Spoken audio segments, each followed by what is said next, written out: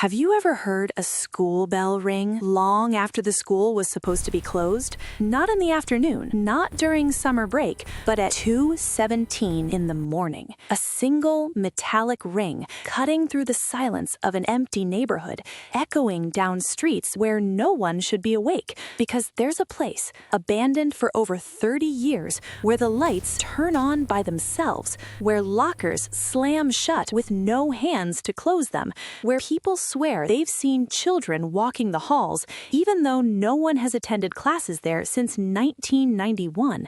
And the most disturbing part? Every single night, at exactly midnight, the school reopens. Tonight's story takes us to the edge of a forgotten town, where an abandoned school still stands, rotting, silent, and officially condemned. But according to the people who live nearby, the building doesn't stay abandoned for long, because when the sun goes down and the streets empty, something inside the school wakes up. In this video, we're uncovering eyewitness accounts, unsettling discoveries, and a final truth that leaves one terrifying question behind. What happens if you stay until the last bell rings? So turn the lights down low and let's go back to school one last time. The building was once known as Grayson Hollow Elementary. It was built in the late 1950s, sitting just outside town, surrounded by dead trees and an overgrown football field that never quite recovered from decades of neglect.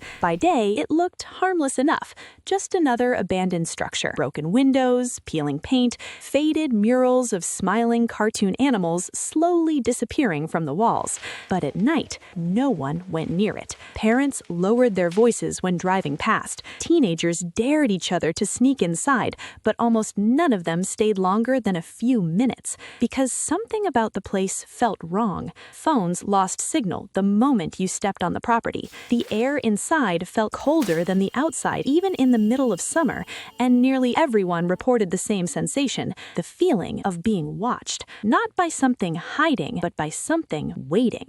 One former student described it years later. They said it felt like the building remembered them, and it didn't like being forgotten. The school shut down abruptly in 1991 after an incident the town still refuses to officially acknowledge.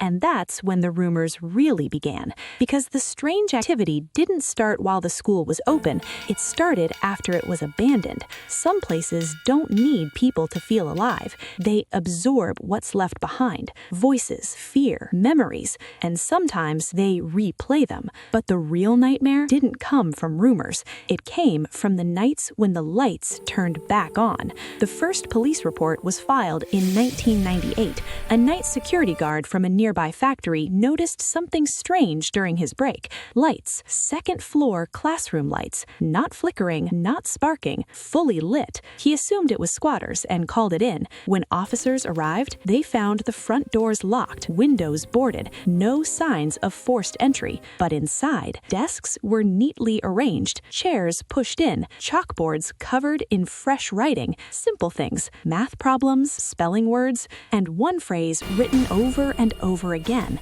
"Don't be late." The officers were halfway through clearing the building when they heard it, the bell, one long metallic ring echoing down the hallway. They searched every room. No people, no animals, no explanation. After that night, the reports multiplied. Neighbors claimed they saw silhouettes moving behind classroom windows. Former teachers said they heard their names whispered when driving past after dark. One woman swore she saw children lining up near the front entrance, faces blurred, feet not quite touching the ground. And every time someone tried to investigate, the activity stopped, as if the school knew it was being watched and didn't like it. Fear doesn't always scream. Sometimes it waits quietly until you're alone enough to listen. But everything changed the night someone decided to stay until morning. In 2011, an urban explorer named Marcus Hale decided to document the school overnight. He brought cameras, audio recorders, and enough confidence to be dangerous. At first, nothing happened. Dust drifting through flashlight beams, empty classrooms, footsteps echoing back at him from halls that should have swallowed the sound.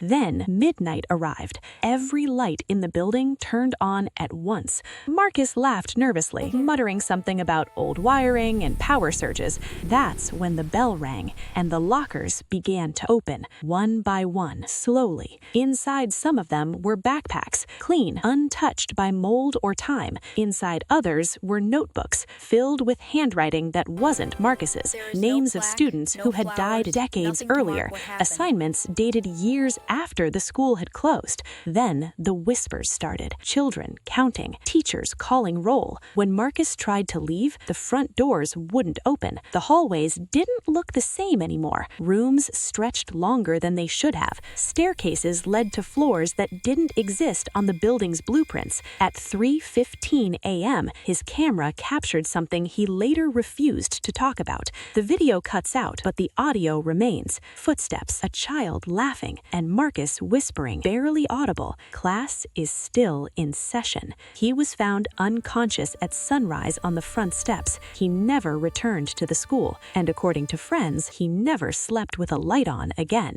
Curiosity can open doors, but it doesn't always let you choose which ones close. The abandoned school that reopens at night isn't just a haunted building, it's a reminder that places remember us, that neglect doesn't erase pain, and that some doors, once opened, never really close. So if you ever hear a school bell ringing after midnight, don't follow it, because class might still be in session, and you might not make it home before morning. If you want more stories that linger long after the video ends, make sure to like, subscribe, and leave a comment below. Tell me, would you explore the school, or would you run the moment the lights came on? And when you're ready for another story that keeps you up at night, there's one waiting for you. Just don't be late.